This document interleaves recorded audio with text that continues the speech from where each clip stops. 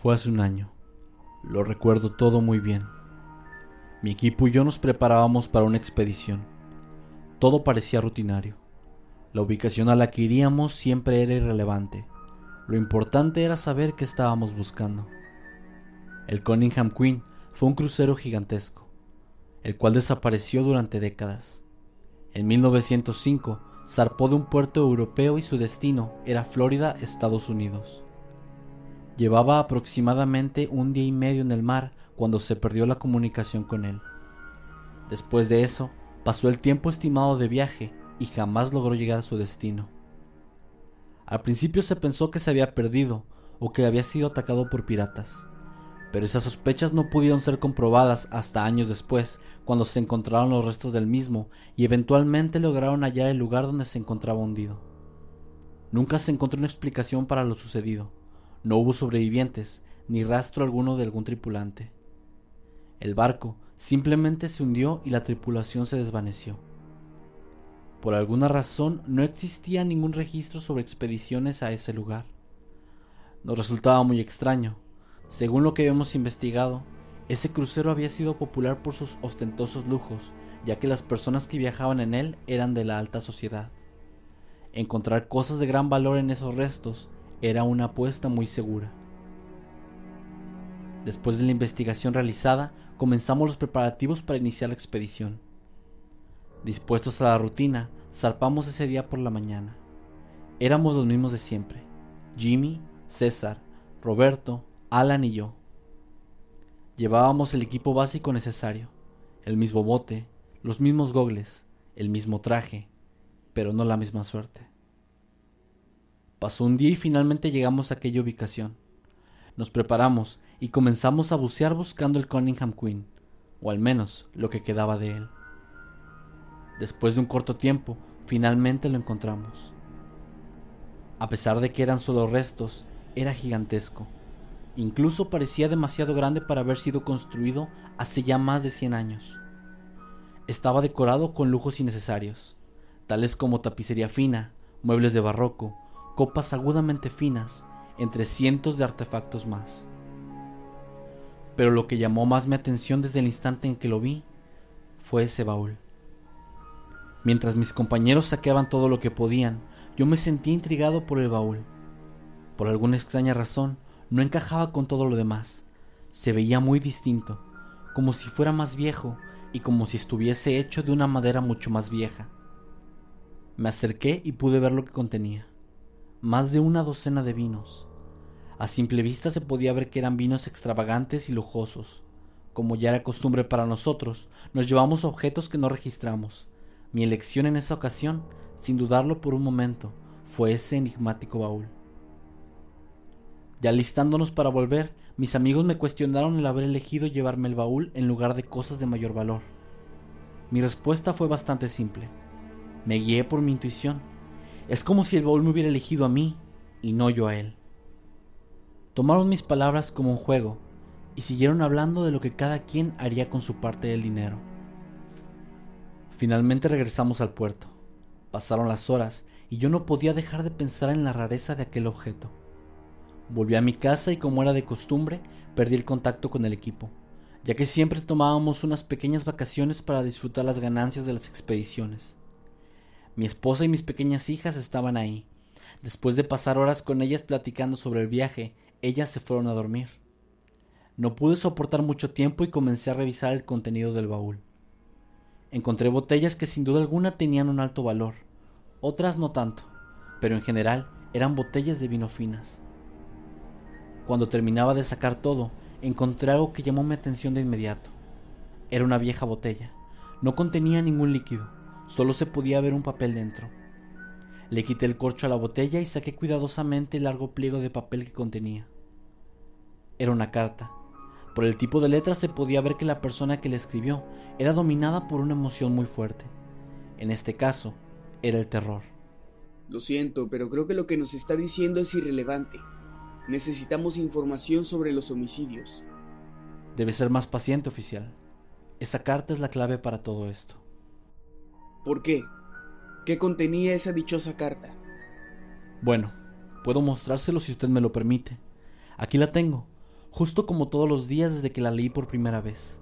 Y sinceramente, no es porque no haya intentado deshacerme de ella, es que simplemente no puedo. Hay algo que me ata a ella. Está bien. Puede leer la carta. A estas instancias, sé bien que mi destino está sellado. Moriré. Lo sé, y solo escribo esto porque quiero que lo sucedido aquí no muera y se desvanezca entre la niebla junto a nosotros. Estoy solo, o al menos eso parece. No sé con certeza cuánto tiempo me queda de vida, pero sí sé que no es demasiado. Es por eso que intentaré contar todo lo que me sucedió. Pero antes, si alguien encuentra esto, por favor, díganle a mi familia que los amo, que son todo para mí. Mis manos tiemblan mientras escribo estas líneas, y es que yo sé que jamás podré salir de aquí. Aún así, intentaré relatar todo. Por favor, créanme, no dejen esto en el olvido. Mi nombre es Francisco Graham. Soy el chef en jefe de este barco, el Cunningham Queen. No estoy seguro de la fecha, aunque el año debe ser aún 1905. O quizá ya no. Es muy confuso en realidad. Perdimos la cuenta debido a los extraños cambios ambientales. Todo comenzó 2 días después de haber zarpado de Lisboa. Las cosas iban de forma normal hasta que el primer incidente ocurrió. Uno de los cocineros, mientras preparaba un platillo, comenzó a gritar por ayuda. Cuando llegamos, pudimos ver horrorizados cómo se retorcía de dolor. Estaba sangrando demasiado, y esto debido a que se había rebanado 4 dedos de su mano izquierda. El doctor a bordo le atendió inmediatamente. El cocinero no pudo explicar lo sucedido y terminó desmayándose. Al principio, nadie imaginaba lo peor. Parecía solo un accidente. Quizá debimos comenzar a preocuparnos, aunque no sé con certeza si eso habría hecho alguna diferencia al final. Ese mismo día, los instrumentos electrónicos habían comenzado a fallar. También mi brújula, la cual me regaló mi padre antes de morir. Comenzamos a notar que una neblina muy espesa nos rodeaba poco a poco. Parecía algo bastante común al principio, hasta que pasaron horas y no se iba. Solo se hacía más y más intensa. Al día siguiente, el capitán reunió a toda la tripulación y nos confesó que desde el día anterior había perdido la comunicación con el puerto y además tenía problemas con la máquina y con toda la instrumentación en el barco. Él pensó que eso pasaría pronto, pero no fue así. El problema persistió hasta que finalmente el capitán decidió que era la hora de decirnos lo que estaba sucediendo. Estábamos a la deriva en una ubicación completamente desconocida. Desde ese momento las peores cosas comenzaron a suceder. Muchas personas comenzaron a reportar desapariciones, lo cual no era algo poco común tratándose de una tripulación de 200 personas. Lo que sí era inusual era que los reportes rebasaban los límites. Decenas de personas se habían desvanecido de pronto. La gente comenzó rápidamente a sospechar que algo estaba sucediendo. Cuestionaron rápidamente al capitán acerca de la ubicación en la que nos encontrábamos y sobre la neblina, que ya tenía demasiado tiempo y no se iba. Incluso parecía que ya no avanzábamos hacia ningún lado. Al poco tiempo, esas sospechas se convirtieron en quejas y posteriormente en pánico, ya que la cantidad de personas desaparecidas seguía incrementando cada minuto. Pero los peores sucesos ocurrían en la cocina. Incluso, el cocinero que se había cortado de tajo los dedos nos dijo algo que nos heló por completo. Dijo que mientras él estaba preparando la comida, sintió como perdía el control de su mano derecha, que sentía como si algo hiciera que ésta se moviera por sí sola, hasta que esa fuerza provocó que se cortara los dedos. Algunos creyeron que estaba loco, o que simplemente era una retorcida broma de su parte, pero yo no. Yo me sentí horrorizado. La expresión que esbozó mientras nos relataba lo sucedido es algo que a mí me parece imposible de fingir. Él tenía miedo, miedo de verdad. Pasó un día más y los sucesos eran cada vez peores. Las personas comenzaron a decir que se sentía un frío terrible, además que ya no podían dormir, pues sentían que alguien o algo los observaba constantemente. La siguiente desgracia ocurrió en la cocina de nuevo. Uno de los cocineros encontró los alimentos en un estado de putrefacción. Era como si hubiesen estado meses ahí, pero solo había pasado un día desde que se utilizaron. Esto fue lo que marcó el declive para la cordura de la gente. Comenzaron a gritar, diciendo que moriríamos de hambre, Culpaban al capitán por habernos extraviado y amenazaban con asesinarlo. Un grupo de personas robó un bote salvavidas y decidieron volver a Lisboa. Creían que era mejor que seguir varados con nosotros, así que se reunieron y se bajaron al mar a bordo de uno de esos botes. Lo más aterrador ocurrió después. Ellos comenzaron a alejarse y a perderse entre la neblina.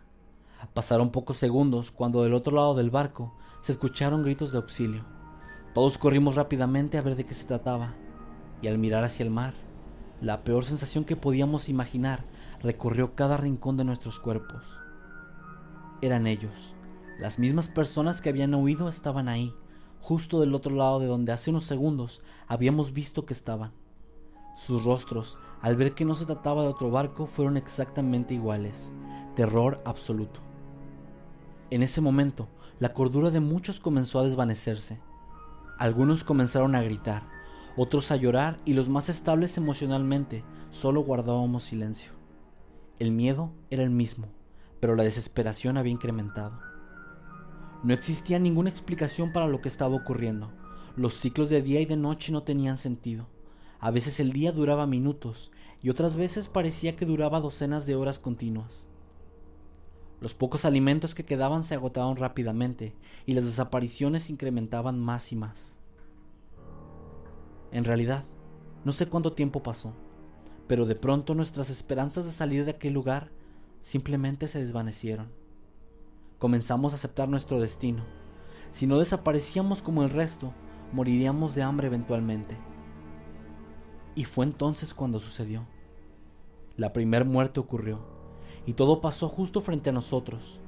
Era algo que simplemente no se puede describir. Algo que no era de este mundo. Un compañero de aquel navío flotó frente a nosotros. Vimos cómo sus extremidades, brazos y piernas le eran arrancados con una fuerza inhumana. Al presenciar esto, todos comenzamos a gritar de terror.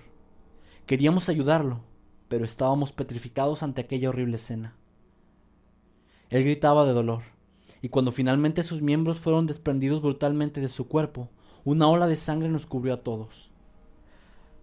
Me causa náuseas simplemente describir esto. Siento que lo estoy viviendo otra vez. Ese pobre hombre sintió durante minutos una agonía terrible, ya que por alguna razón no se desmayaba del dolor y tampoco moría. Solo seguía ahí, flotando, desangrándose y gritando con una desesperación que erizaba cada parte de nuestro ser.